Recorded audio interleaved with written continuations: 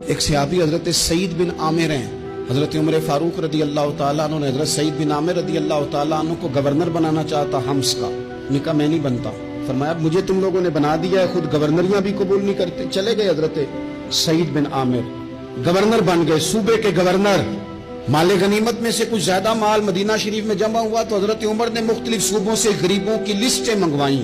حضرت سعید بن عامر کے صوبے کے کچھ خاص لوگوں کو آپ نے لکھا کہ تمہارے صوبے میں جو غریب ہیں ان کی لسٹیں بھیج دو. تو جب لسٹ آئی تو اس میں پہلا نام حضرت سعید بن عامر کا بھی تھا. کہا ہمارے گورنر کے پاس پہننے کو کپڑا کوئی نہیں، کھانے کو روٹی کوئی نہیں. حضرت عمر بیٹھ کے رو پڑے. فرمایا تمہارا گورنر بھی مسکین ہے. اشرفیوں کی ایک تھیلی بھر کے حضرت عمر نے بھیجی. حضرت سعید بن عامر کے پاس جب گئی تو کہنے لگے انا للہ و انا الیہ راجعون. آپ کی اہلیہ کہنے لگی خیریت ہے؟ بلی مانس دیکھنا میرے پاس دنیا آ گئی ہے، میں نے تو جان چھڑائی تھی اس سے، کہ میرے پیچھے بھاگتی ہے. حضرت سعید بن عامر نے سارا مال وہیں اللہ کے حضور خیرات کر دیا. حضرت عمر ایک دفعہ دورے پہ آئے ان کے صوبے میں تو سب لوگوں کو جامع مسجد میں بلایا، حضرت سعید بن عامر کو بھی بلایا. ابن الجوزی لکھتے ہیں کہ حضرت عمر نے فرمایا لوگوں تمہیں اپنے گورنر سے کوئی شکایت تو نہیں؟ تو لوگوں نے کہا 4 شکایتیں.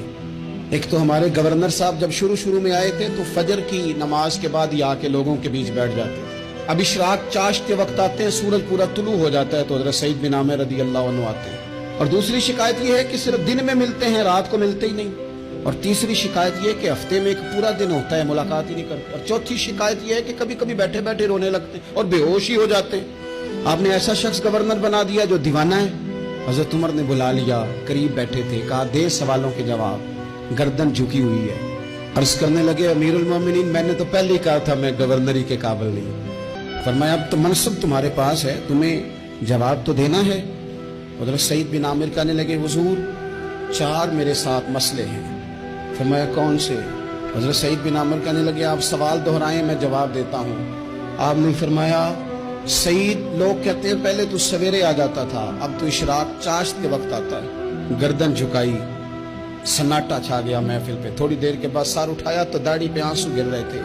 فرمانے لگے حضور میرے گھر میں خادم کوئی نہیں، بیوی بیمار ہو گئی ہے. میں نہ سویرے اٹھتا ہوں، آٹا گوندتا ہوں، روٹیاں پکاتا ہوں، گھر میں جھاڑو دیتا ہوں، باہر آنے میں دیر ہو جاتی. پہلے جواب پر ہی لوگ رونے لگے، آنسو نکلنے لگے. حضرت عمر رضی اللہ تعالیٰ عنہ بھی روئے. پھر فرمایا کہ سعید تو دن کو ملتا ہے تو رات کو کیوں نہیں ملتا؟ اپنی داڑھی پکڑ لی. کہنے لگے عمر ساری سفید ہو گئی ہے، اب تو لگتا ہے پھل پک گیا ہے، پتہ نہیں وہ کب مجھے کہے گا واپس آ جا. میں نے نہ دن مخلوق کے لیے رکھا ہے، رات اپنے رب کے لیے رکھی ہوئی ہے، مجھے تکلیف نہ دی جائے. گورنر کی بات کر رہا ہوں. پھر کہا سعید یار ہفتے میں ایک دن ملتے کیوں نہیں؟ کہنے لگے عمر یہ میرے رب کے ساتھ پڑتا ہے، اسے نہ کھولا جائے. فرمایا نہیں آپ بتائیں. حضرت سعید بن عامر کہنے لگے غریب ہوں، ایک ہی جوڑا میرے پاس ہے، میں غریب ہوں. حضرت سعید بن عامر کہنے لگے ایک جوڑا ہے، ہفتے میں ایک دن دھو کے خشک ہونے کو ڈال لیتا ہوں، پھر بیوی کے کپڑے پہن کے بیٹھا رہتا ہوں. کس طرح گھر سے باہر نکلوں؟ میرا پردہ تھا، میں اپنی غریبیاں لوگوں کے سامنے نہیں رکھنا چاہتا. میں جانوں میرا رب جانے، میں راضی ہوں نا اس کی رضا پہ. اب تو حضرت عمر ہچکیاں لے کے رونے لگے. فرمانے لگے چل آخری سوال کا جواب ہی دے دے، کبھی کبھی روتے ہو تو بے ہوش ہی ہو جاتے ہو. حضرت سعید بن عامر پھر رونے لگے. فرمانے لگے بڑی عمر کا ہو گیا تھا جب کلمہ پڑا تھا. جب وہ پچھلے گناہ یاد آتے ہیں نا، میرے سامنے لوگوں نے حضرت حبیب بن عدی کو سزا دی تھی مکے میں، اور میں اس وقت مسلمان نہیں تھا، میں مدد نہیں کر سکتا. جب وہ وقت یاد آتا ہے تو برداشت سوچتا ہوں کیسے اللہ کے حضور جاؤں گا.